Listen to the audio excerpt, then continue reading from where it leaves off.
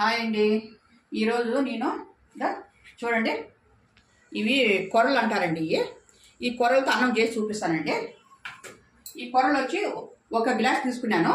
దీనికి 1.5 గ్లాసు నూకలండి, సన్నబియ్యం చిన్నగా ఉంటాయి చూడండి, అవి నూకలు. ఆ నూకలు తీసుకున్నాను, నానబెట్టుకున్నానండి.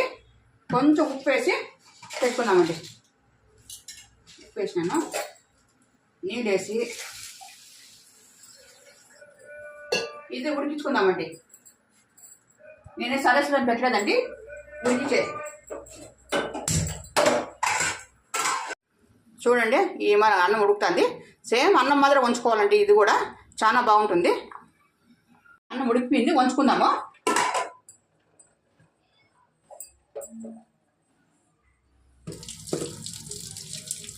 చూడండి, అన్నం అంటూ రెడీ అయిపోయింది. ఇది ఆరోగ్యానికి చాలా మంచిదండి, షుగర్ ఉండే వాళ్ళకి. ఒకసారి ట్రై చేసి చూడండి. ఈ అన్నంలోకి గోంగూర పచ్చడి చాలా బాగుంటుందండి టేస్ట్.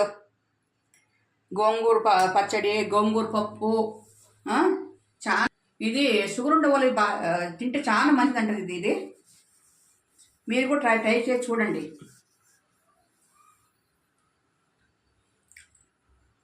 నిజంగా చాలా టేస్ట్గా ఉందండి.